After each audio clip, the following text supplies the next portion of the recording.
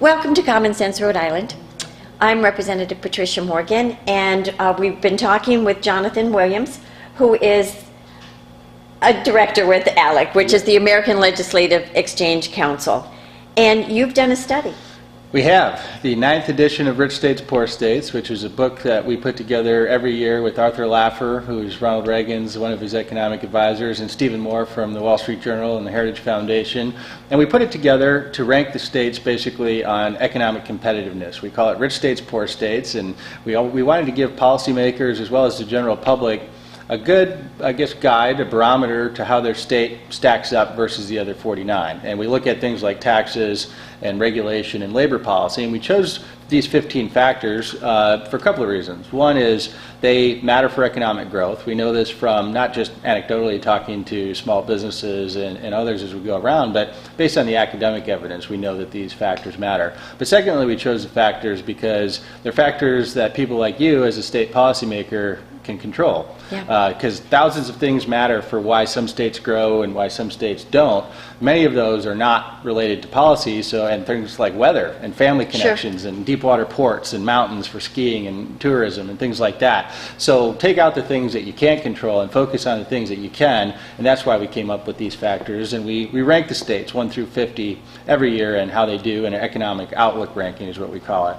Okay, so you're basing your ratings on policies that government controls. That's right.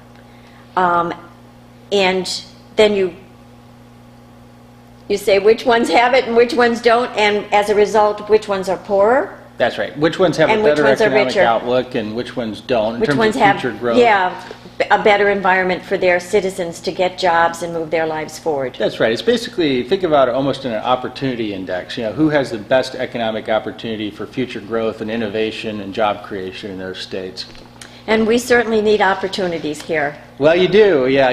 Rhode Island does not come out #1 in this index. It's probably not a big surprise to you or your viewers. Rhode Island comes in, unfortunately, in the mid-30s. So, while not maybe as poorly as some people would think. It's been climbing up. You have been making some improvements, as you know. New York comes in 50th out of 50. And many of the northeastern New England states do come in that bottom 10. For instance, New Jersey's 48th, Vermont's 49th, Connecticut is up there at 47th as well. And so you do see somewhat of a trend of many New England states really struggling in the Outlook Index. And I think that generally has to do with generally high taxes, plentiful regulations, poor labor policies in many cases. That's right, and those are the things that really prevent companies from coming and growing and making jobs. One of the things, we were just talking, and I go door to door a lot, so I talk to my constituents, and one of the laments from so many folks is their kids are graduating from school and they're leaving because there's no opportunities here. And nobody wants to see their kids go to to a distant state and start their lives there, because they never come back once they go. Well, that's right. And it's all about economic opportunity, creating the opportunities here in Rhode Island to get those people to stay, those kids when they graduate to stay. Because when you think about it from a dollars and cents perspective, you've spent how much per pupil, K-12, and then higher education, maybe they've got a great degree at Brown or the other universities here. URI. You're educating Texas and Florida's workforce, right? Yeah, you don't have and the Carolinas. A lot of them are going to the Carolinas from here. One of the really, I think, troubling data points that I've learned is that we're losing citizens in the 25 to 45-year-old range. Well, that's their most productive work years, right? And they're mobile then, and they can't find good jobs here, so they're leaving. But think about, you're losing all of that education. Yep. You're losing their initiative, their abilities. Our state becomes poorer when you lose that cohort of people. Yeah, and that's certainly one of the things we measure in the study is just how much Americans, as we say, are voting with their feet from one state to another. We find that taxes have a big factor. Economic opportunity is a big reason. It's in fact the #1 reason why people move from one state to another. And coming from Michigan, in my experience, we suffered the very same problems. Many, many years of outmigration of some of our most talented, promising young people when they graduated from college and university and maybe two-year colleges and even K-12 institutions, right? And they went and became other states' workforces. And so, one of the things we examine in rich states, poor states is how do you turn that trend around, right? Well, how let do me you just bring ask back- you, you mentioned Michigan. How did it rank on your scale 8-9 years ago when you first started? Horribly, right? And so under the years of Jennifer Granholm, when she was governor, she kind of governed with high taxes on everybody, and then special crony favorites for special few kind of businesses, and ribbon-cutting ceremonies with the businesses that she would say, I just created 10 jobs, and look what I did because I'm the government kind of central planner. So tax the bejesus out of your citizens so you can give the money to your special friends. Favorites. And then you can be the one that's creating jobs. And that's the problem when you put... the photo op. Right, you get the photo op, you get the press release opportunity, ribbon cutting ceremony, and you get to say, look at me, I created this many jobs. The problem is, if she was creating 10 jobs, 100 jobs were leaving the state because of the poor business climate. And she tried a lot of different things. We had a Cool Cities initiative, similar to something that you may be familiar with.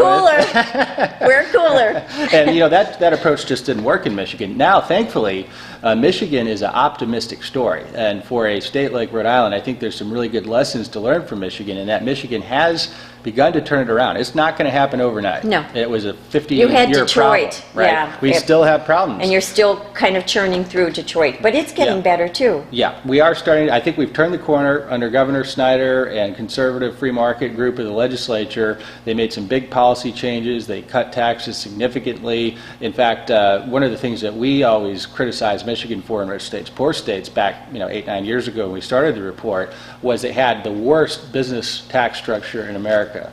On small businesses, on large businesses across the board. It was something that was really driving out jobs and growth. They fixed that. They went to a flat tax, and they also enacted things like right to work, which is a huge factor for why some states grow and why some states don't. That's why you've seen, I think, the resurgence of right to work across the Midwest and Indiana and Wisconsin and now West Virginia and Michigan, of course, as well. And so Michigan is a positive story to say if Michigan can turn it around, we can do it too. You can turn it around too. We can do it too.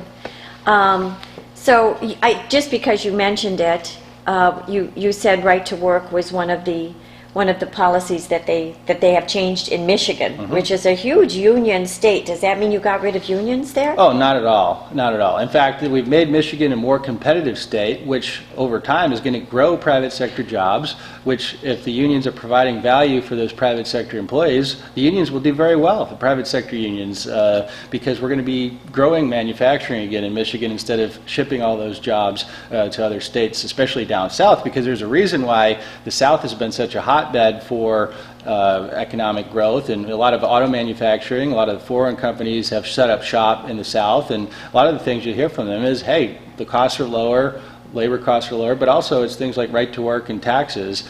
Michigan just wasn't competitive for when those companies came to America. Now they are, I think. Okay, so the right to work doesn't get rid of unions. Not at all. They exist right alongside. What? It's a right to work anywhere you want. Is that what it means? That's right. It means as an employee, you have the option of joining a union or not. You can't be told as a condition of employment you must join a union. That's a non-right to work state like Rhode Island, where if you're there and you could be compelled to join a union whether you like to or not. That just seems to me as anti-American to force somebody to do something they don't want to do.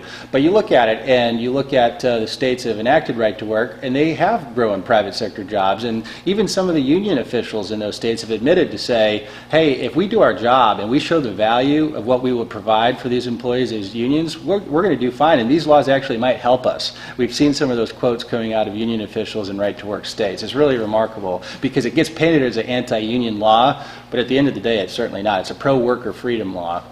Okay. I mean, that's good to know. And it has data that proves it. Absolutely. Okay. Well, listen, we're going to take a break, and we'll be right back.